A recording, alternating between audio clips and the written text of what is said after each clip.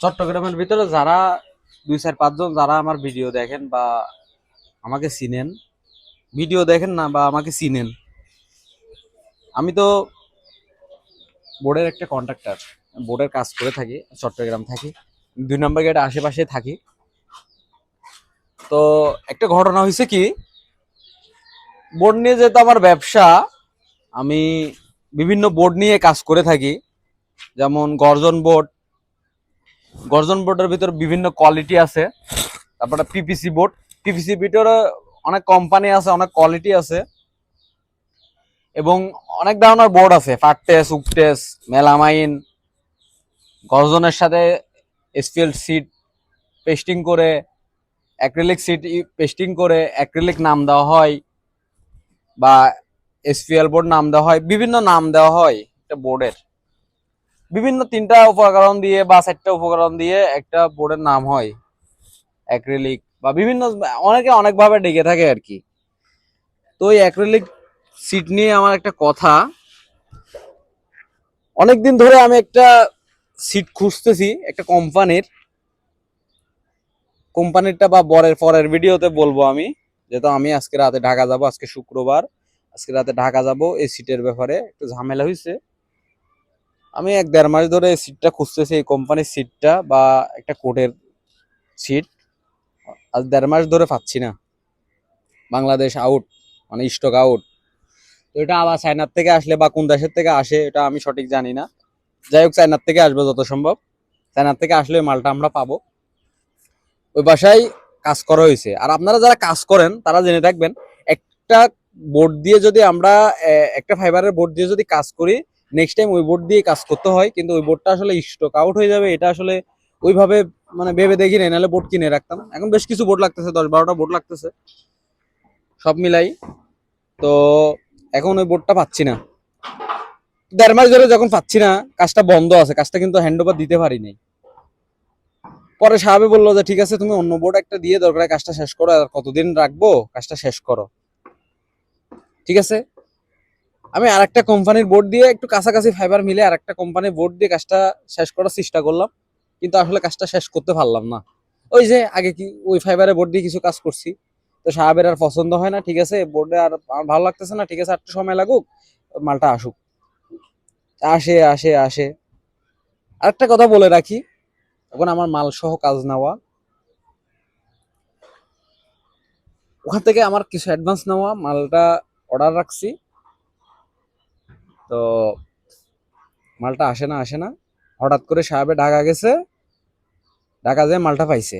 আলহামদুলিল্লাহ, শোনার পর আমি খুশি। আমার একটু কাজ কামও মানে বেঁধে আছে। একটা কাজ বেঁধে থাকলে অনেক সমস্যা থাকে, টাকা পয়সা আটকায় থাকে বা অনেক বিভিন্ন সমস্যা থাকে। আপনারা যারা কাজ করে থাকেন তারা আপনার কথাগুলো শুনলে বুঝবেন, এবং এই ধরনের বিপদে যেন আপনারা না পড়েন, এই জন্য আমি আসলে ভিডিওটা এইভাবে বানাচ্ছি।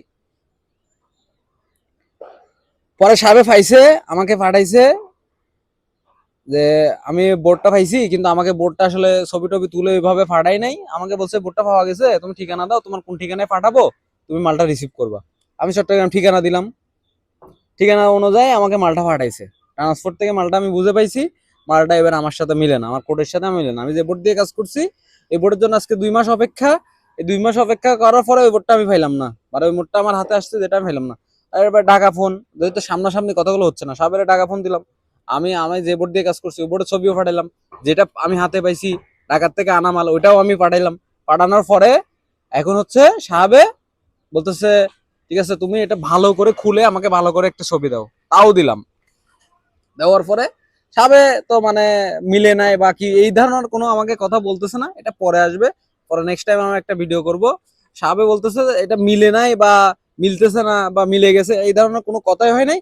আমাকে বলে দিল, লাস্টে কোম্পানিতে কথা বলছে, ভাই আমার যে যিনি আমার বাসায় ইন্টেরিয়র করতেছে উনি বলতেছে বোর্ডটা মিলতেছে না, তো দেখেন তো।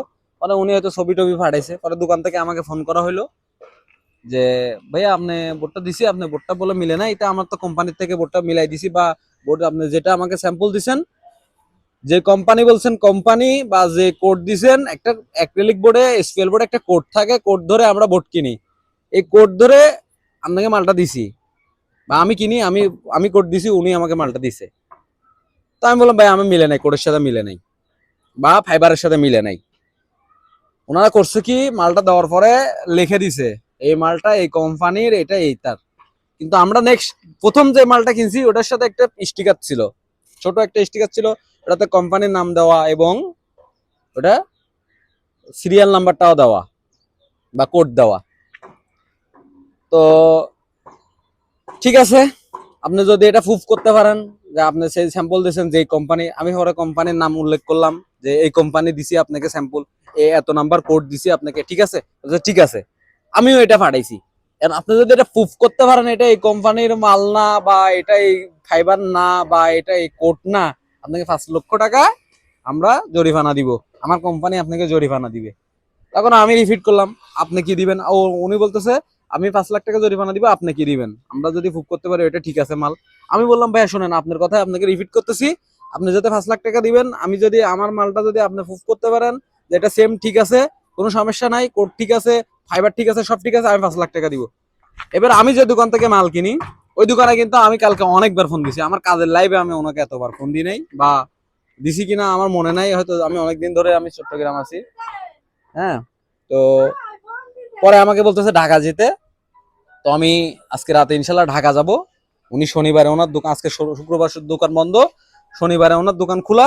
তো শনিবারে ওনাকে মালটা আমাকে নিয়ে যেতে বলছে, মালটা নিয়ে যেতে আমাকে অনেক ঝামেলা পোহাইতে হবে এখন, তারপরেও সমস্যা নাই, এখন নিয়ে যাব। নিয়ে যাওয়ার পরে উনি মালটা আমাকে মিলাই দিবে।